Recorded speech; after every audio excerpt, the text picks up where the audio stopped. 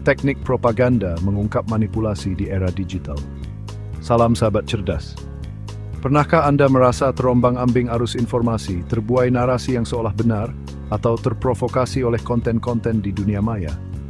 Sayangnya tidak semua informasi yang kita terima itu benar. Ada tangan-tangan tersembunyi yang memainkan peran menggunakan teknik propaganda untuk memengaruhi kita. Di video kali ini, kita akan membedah bersama dan membawa teknik propaganda banjir ikagu. Longkan di trofel kita, itu pemeram yang didas dan kritis.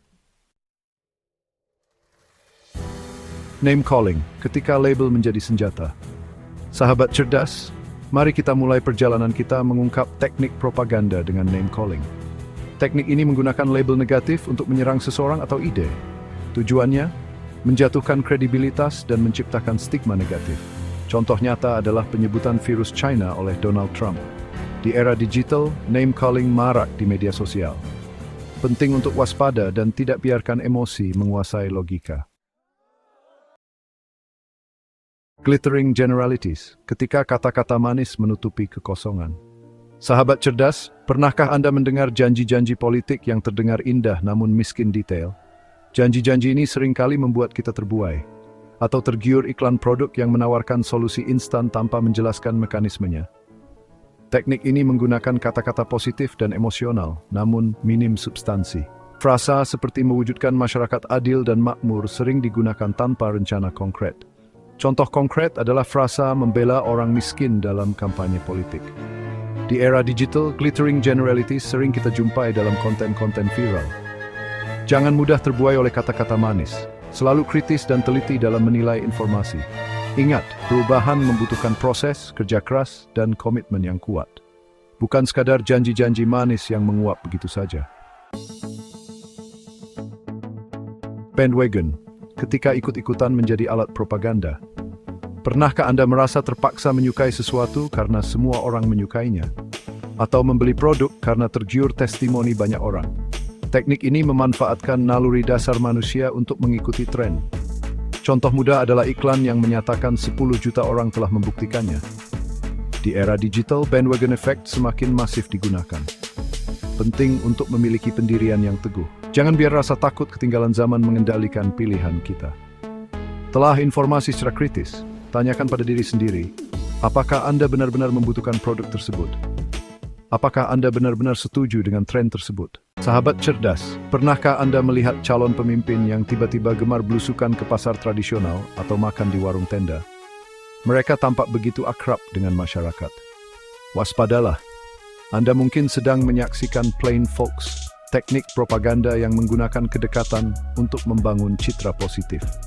Mereka berusaha keras menunjukkan bahwa mereka memahami dan peduli dengan kehidupan kita sehari-hari. Mereka menggunakan bahasa dan pakaian sederhana, serta melakukan aktivitas sehari-hari. Semua ini dilakukan untuk menciptakan kesan bahwa mereka adalah bagian dari kita. Penting bagi kita untuk jeli melihat motif di balik kedekatan yang ditampilkan.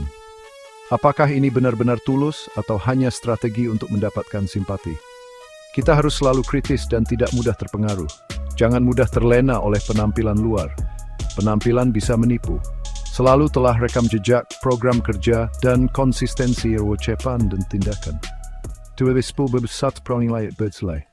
Ketika selebriti menjadi alat propaganda, pernahkah Anda tergiur membeli produk karena diiklankan oleh artis terkenal?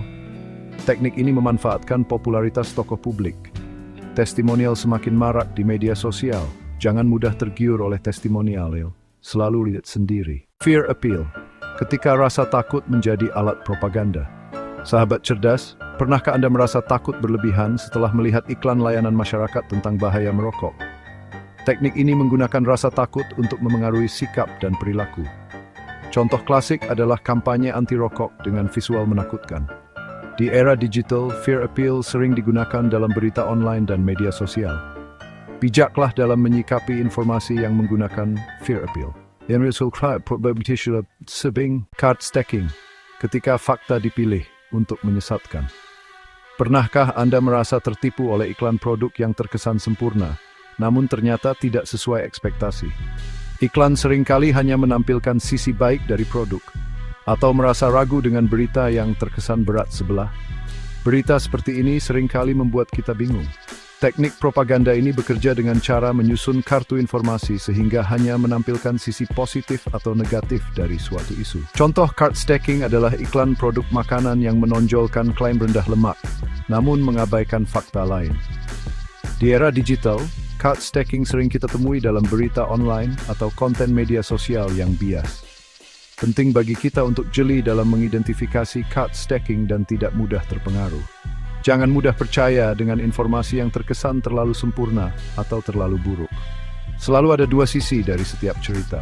Selalu cari informasi berbamba, bantuin gantifres, kimsritis. Outro, bijak bermedia, cerdas berpikir. Sahabat cerdas, itulah 7 teknik propaganda di era digital. Dari name calling hingga cart stacking, teknik-teknik ini memengaruhi pikiran dan sikap kita. Penting untuk selalu waspada dan kritis. Tingkatkan literasi digital kita, asah kemampuan berpikir kritis, dan jadilah warga digital yang bijak.